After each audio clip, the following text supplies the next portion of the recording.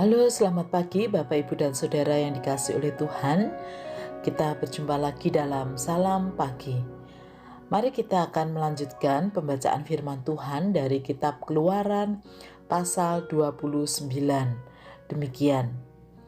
Inilah yang harus kau lakukan kepada mereka untuk menguduskan mereka, supaya mereka memegang jabatan imam bagiku. Ambillah seekor lembu jantan muda dan 2 ekor domba jantan yang tidak bercela, roti yang tidak beragi, dan roti bundar yang tidak beragi, yang diolah dengan minyak, dan roti tipis yang tidak beragi, yang diolesi dengan minyak, dari tepung gandum yang terbaik. Haruslah kau buat semuanya itu. Kau taruhlah semuanya dalam sebuah bakul, dan kau persembahkanlah semuanya dalam bakul itu. Demikian juga lembu jantan dan kedua domba jantan itu. Lalu kau suruhlah Harun dan anak-anaknya datang ke pintu kemah pertemuan, dan haruslah engkau membasuh mereka dengan air. Kemudian kau ambillah pakaian itu, lalu kau kenakanlah kepada Harun kemeja, gamis, baju efod, dan baju efod serta tutup dada. Kau kebatkanlah sabuk baju efod kepadanya. Kau taruhlah serban di kepalanya, dan jamang yang kudus kau bubuhkan pada serban itu. Sesudah itu kau ambillah minyak urapan, dan kau tuang ke atas kepalanya, dan kau urapilah dia. Kau suruhlah anak-anaknya mendekat, dan kau kenakanlah kemeja-kemeja itu kepada mereka. Kau ikatkanlah ikat pinggang kepada mereka, kepada Harun dan anak-anaknya, dan kau lilitkanlah destar itu kepada mereka, maka merekalah yang akan memegang jabatan imam. Itulah suatu ketetapan untuk selama-lamanya. Demikianlah engkau harus mentahbiskan Harun dan anak-anaknya. Kemudian haruslah kau bawa lembu jantan itu ke depan kemah pertemuan. Lalu haruslah Harun dan anak-anaknya meletakkan tangannya ke atas kepala lembu jantan itu. Haruslah kau sembelih lembu jantan itu di hadapan Tuhan, di depan pintu kemah pertemuan. Haruslah kau ambil sedikit dari darah lembu jantan itu, dan kau bubuh dengan jarimu pada tanduk-tanduk mezbah, dan segala darah selebihnya haruslah kau curahkan pada bagian bawah mezbah. Kemudian kau ambillah segala lemak yang menutupi isi perut, umbai hati, kedua buah pinggang, dan segala lemak yang melekat padanya, dan kau bakarlah di atas mezbah. Tetapi daging lembu jantan itu, kulitnya dan kotorannya haruslah kau bakar habis dengan api di luar perkemahan. Itulah korban penghapusan dosa. Kemudian haruslah kau ambil domba jantan yang satu. Lalu haruslah Harun dan anak-anaknya meletakkan tangannya ke atas kepala domba jantan itu. Haruslah kau sembelih domba jantan itu, dan kau ambillah darahnya, dan kau siramkan pada mezbah sekelilingnya. Haruslah kau potong-potong domba jantan itu menurut bagian-bagian tertentu. Kau basuhlah isi perutnya dan betis-betisnya, dan kau taruh itu di atas potongan-potongannya dan di atas kepalanya. Kemudian haruslah kau bakar seluruh domba jantan itu di atas mezbah. Itulah korban bakaran, suatu persembahan yang harum bagi Tuhan, yakni suatu korban api-apian bagi Tuhan. Kemudian haruslah kau ambil domba jantan yang lain. Lalu haruslah Harun dan anak-anaknya meletakkan tangannya ke atas kepala domba jantan itu. Haruslah kau sembelih domba jantan itu. Kau ambillah sedikit dari darahnya, dan kau bubuh pada cuping telinga kanan Harun dan pada cuping telinga kanan anak-anaknya, pada ibu jari tangan kanan dan pada ibu jari kaki kanan mereka. Dan darah selebihnya kau siramkan pada mezbah sekelilingnya. Haruslah kau ambil sedikit dari darah yang ada di atas mezbah dan dari minyak urapan itu, dan kau percikkanlah kepada Harun dan kepada pakaiannya, dan juga kepada anak-anaknya, dan pada pakaian anak-anaknya. Maka ia akan kudus, ia dan pakaiannya, dan juga anak-anaknya, dan pakaian anak-anaknya. Dari domba jantan itu haruslah kau ambil lemaknya, ekornya yang berlemak, lemak yang menutupi isi perutnya, umbe hatinya, kedua buah pinggangnya, lemak yang melekat padanya, paha kanannya, sebab itulah domba jantan persembahan penabisan. Kau ambillah juga 1 keping roti, 1 roti bundar yang berminyak, dan 1 roti tipis dari dalam bakul berisi roti yang tidak beragi, yang ada di hadapan Tuhan. Haruslah kau taruh seluruhnya ke atas telapak tangan Harun dan ke atas telapak tangan anak-anaknya, dan haruslah kau persembahkan semuanya sebagai persembahan unjukan di hadapan Tuhan. Kemudian haruslah kau ambil semuanya dari tangan mereka, dan kau bakar di atas mezbah, yaitu di atas korban bakaran, sebagai persembahan yang harum di hadapan Tuhan. Itulah suatu korban api-apian bagi Tuhan. Selanjutnya haruslah kau ambil dada dari domba jantan yang adalah bagi penabisan Harun, dan kau persembahkan sebagai persembahan unjukan di hadapan Tuhan. Dan itulah bagian untukmu.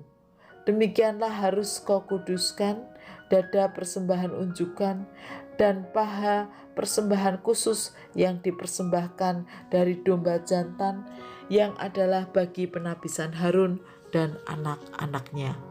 Itulah yang menjadi bagian untuk Harun dan anak-anaknya menurut ketetapan yang berlaku untuk selama-lamanya bagi orang Israel.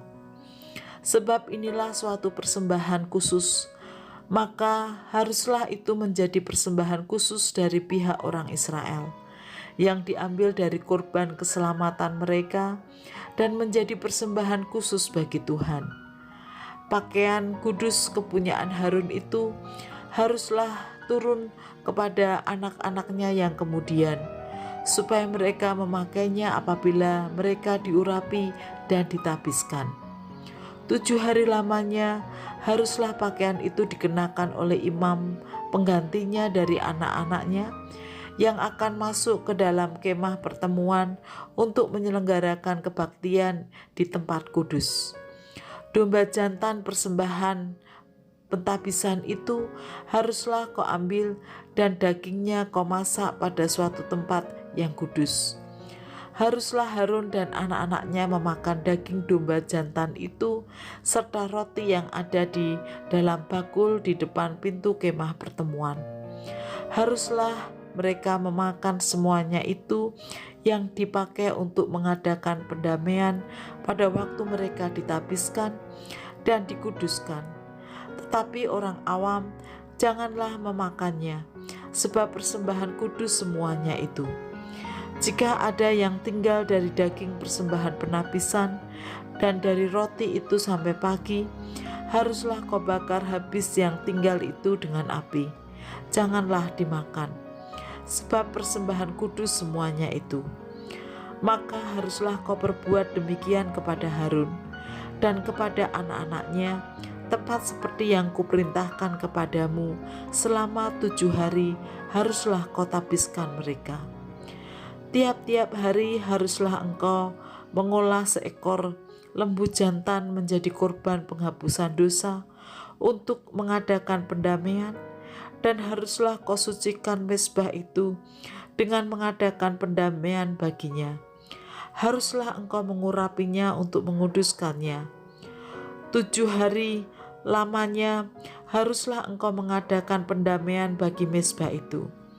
Haruslah engkau menguduskannya, maka mezbah itu akan menjadi maha kudus, setiap orang yang kena kepada mezbah itu akan menjadi kudus. Inilah yang harus kau olah di atas mezbah itu. 2 anak domba berumur setahun, tetap tiap-tiap hari. Domba yang satu haruslah kau olah pada waktu pagi, dan domba yang lain kau olah pada waktu senja. Dan beserta domba yang satu kau olah 1/10 eva tepung yang terbaik dengan minyak tumbuk 1/4 hin, dan kurban curahan dari 1/4 hin anggur. Domba yang lain haruslah kau olah pada waktu senja, sama seperti kurban sajian dan kurban curahan pada waktu pagi, harus engkau mengolahnya sebagai persembahan yang harum, suatu kurban api-apian bagi Tuhan, suatu kurban bakaran yang tetap di antara kamu turun-temurun, di depan pintu kemah pertemuan di hadapan Tuhan. Sebab di sana aku akan bertemu dengan kamu untuk berfirman kepadamu. Di sanalah aku akan bertemu dengan orang Israel, dan tempat itu akan dikuduskan oleh kemuliaanku. Aku akan menguduskan kemah pertemuan dan mezbah itu. Lalu Harun dan anak-anaknya akan kukuduskan supaya mereka memegang jabatan imam bagiku. Aku akan diam di tengah-tengah orang Israel, dan aku akan menjadi Allah mereka.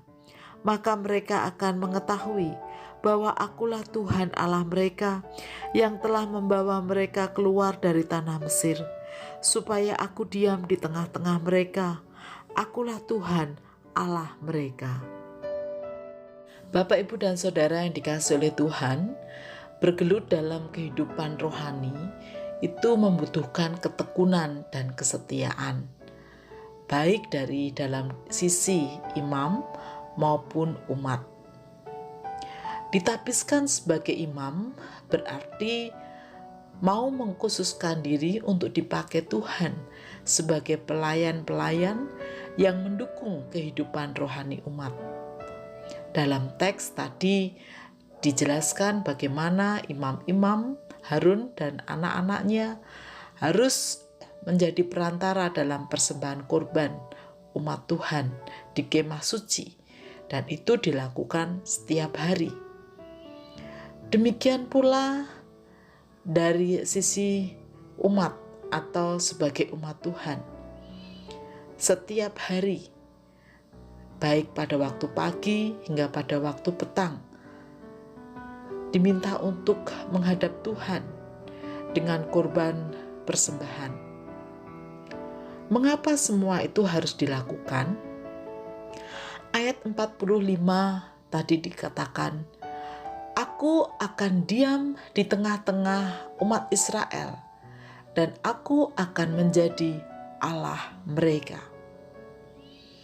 Dengan demikian, ketekunan dan kesetiaan kita dalam menjaga kehidupan rohani seperti yang Allah kehendaki menunjukkan bahwa Allah ada di tengah-tengah hidup kita setiap hari. Mari kita berdoa. Tuhan, terima kasih, Engkau selalu setia dalam hidup kami, dan Engkau senantiasa ada di tengah-tengah kehidupan yang kami jalani, baik itu suka maupun duka. Oleh karena itu, ajarkan kepada kami juga untuk mau dengan tekun dan setia menjaga kehidupan rohani. Di dalam nama Tuhan Yesus kami berdoa. Amin.